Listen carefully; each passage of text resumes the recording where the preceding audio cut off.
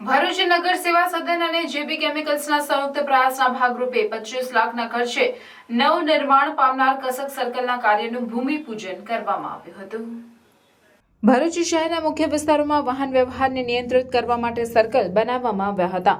મોટાભાગના સર્કલો જર્જરિત હાલતમાં હોવાથી તેને નવા બનાવવાની જરૂરિયાત ઊભી થઈ હતી। નગરપાલિકાની ગત સામાન્ય સભામાં સર્કલોને નવા બનાવવા સંદર્ભમાં ઠરાવ પણ કરાયો હતો। પ્રથમ ચરણમાં પાંચબત્તી અને કસક સર્કલનો સમાવેશ કરીને તેને નવા બનાવવામાં આવશે, ત્યારે જેબી કેમિકલના પ્રયાસથી 25 લાખના ખર્ચે નવું નિર્માણ પામનાર કસક સર્કલના કાર્યનું ભૂમિપૂજન જેબી કેમિકલના એક્ઝિક્યુટિવ વાઇસ પ્રેસિડેન્ટ ભરતભાઈ ધાનાણીના હસ્તે કરવામાં આવ્યો હતો। આ પ્રસંગે જેબી કેમિકલ્સના અધિકારીઓ દીપક ઘીવાલા, મુકેશ દેસાઈ, પ્રવીણ મકવાણા, ભરતસિંહ પરમાર અને સંજય પટેલ સહિતના આગેવાનો અને અધિકારીઓ ઉપસ્થિત રહ્યા હતા। આ પ્રસંગે ભરતભાઈ ધાનાણીએ જણાવ્યું હતું કે 1984-85માં જેબી કેમિકલ્સ એન્ડ ફાર્માસ્યુટિકલ અંકલેશ્વર દ્વારા કરવામાં આવ્યું હતું અને હવે નવીનીકરણ કરી ભરૂચની જનતાને એક સુંદર નજરાણું આપી રહ્યા છે। તેઓએ પાલિકા પ્રમુખ સહિત અન્ય તમામનો આભાર વ્યક્ત કર્યો હતો।